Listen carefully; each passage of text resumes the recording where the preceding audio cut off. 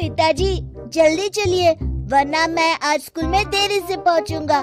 मेरी टीचर बहुत गुस्सा करती है। हाँ हाँ बेटा, अभी चलते हैं, बस 2 मिनट रुको। तभी रमेश की पत्नी कमरे से बाहर आती है और रमेश से कहती है, सुनिए जी, आज शाम को आप ऑफिस से जरा जल्दी घर आ जाइएगा। याद है ना, आज आपको मुझे शॉपिंग कराने के लिए लेकर जाना है। अरे भाग्यवान, इस महीने हाथ जरा तंग है। मेरी मानो तो शॉपिंग का विचार कुछ दिनों के लिए अपने दिमाग से निकाल ही दो। मैं तुम्हें अगले महीने पक्का शॉपिंग कराने ले जाऊंगा। अभी मुझे चलना चाहिए, वरना राजू को स्कूल पहुंचने में देर हो जाएगी। देखिए जी, अब आपके ये बहाने पुराने हो चुके हैं। मैं कुछ नहीं जानती। आज शाम को मुझे शॉपिंग करने जाना है, मतलब जाना है। आगे आपकी मर्जी। अच्छा ठीक है भाग्यवान, अब तुम पूरा घर सर पर मत उठाओ, मैं कुछ करता हूँ। इतना कहकर रमेश अपने बेटे राजू को लेकर वहाँ से चला जाता है। घर से निकलने के लिए रमेश जैसे ही अपनी मोटरसाइकिल शुरू करता है, तभी उसकी माँ उसे आवाज देकर कहती है, अरे रमेश, आज शाम को मुझे कुछ पैसे दे देना। याद है ना, मैंने तुझसे कहा था कि मुझे मंदिर में चढ़ावा चढ़ाना है। अरे माँ, मेरी तनख्वाह आने में अभी 10 दिन बचे हैं। अभी मेरे पास बिल्कुल पैसे नहीं है। हाँ, मेरी तनख्वाह मिलते ही मैं तुम्हें पैसे दे दूंगा।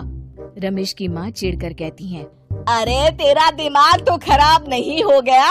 मैंने तेरे भरोसे मंदिर के पुजारी जी से वादा कर दिया है और तू कह रहा है कि पैसे नहीं है। अब मैं पुजारी जी को क्या जवाब दूंगी? तुझे तो मेरी इज्जत की भी कुछ परवाह नहीं है। अच्छा ठीक है माँ, अब तुम गुस्सा मत करो, मैं शाम तक कुछ इंतजाम करता हूँ। इतना कहकर रमेश वहाँ से चला जाता है। फिर दोपहर को जब रमेश अपने दफ्तर में बैठा होता है, तब उसे अपनी पत्नी और माँ की बातें याद आती हैं। रमेश अपने दफ्तर के एक साथी मोहन से कुछ रुपए उधार मांगता है। अरे भाई मोहन, मेरा एक छोटा सा काम कर दो, मुझे कुछ रुपयों की सख्त जरूरत है। मुझे कुछ दिनों के लिए क्या तुम रुपए उधार दे सकते हो? अरे रमेश भाई, मैं तुम्हें पैसे उधार तो दे सकता हूँ, लेकिन मुझे वक्त पर पैसे लौटा देना। वैसे भी मेरा मानना है कि दोस्ती यारी में कभी पैसों का व्यवहार नहीं करना चाहिए। ये कहावत तो तुमने सुनी ही होगी कि उधार प्रेम की कैंची है। मैं नहीं चाहता कि पैसों को लेकर हमारा रिश्ता खराब हो।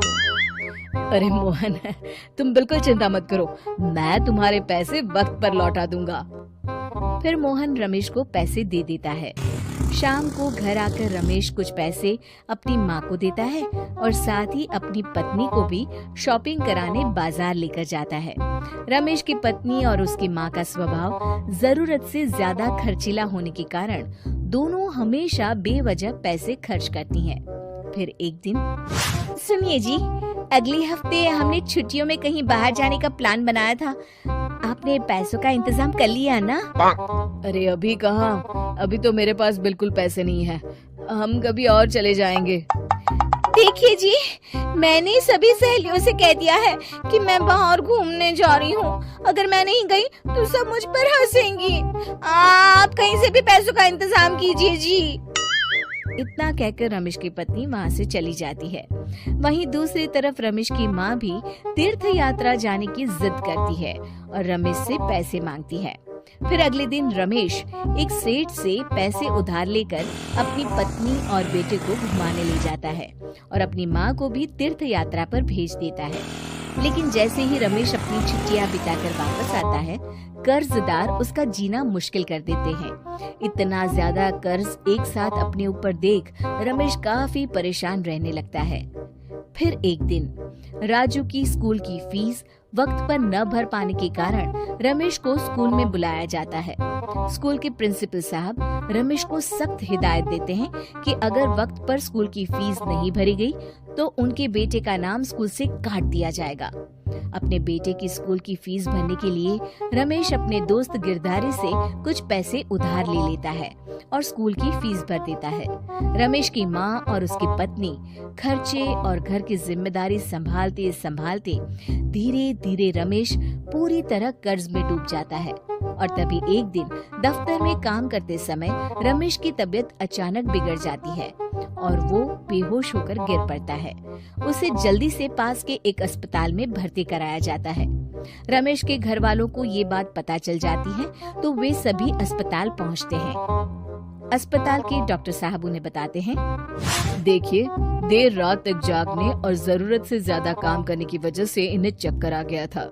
बेहतर यही होगा कि इन्हें कुछ दिनों के लिए पूरी तरह आराम करने दिया जाए। रमेश की हालत देखकर उसके बेटे राजू को बहुत गुस्सा आता है और वो अपनी दादी और माँ से कहता है, माँ, दादी, मैं इतना छोटा हूँ, फिर भी मैं इतना समझता हूँ कि पिताजी दिन रात दफ्तर में काम करके पैसे कमाते हैं। पिताजी अकेला पूरा घर संभालते हैं और आप दोनों अपने फिजूल के खर्चों के लिए उन पर दबाव डालते रहते हैं।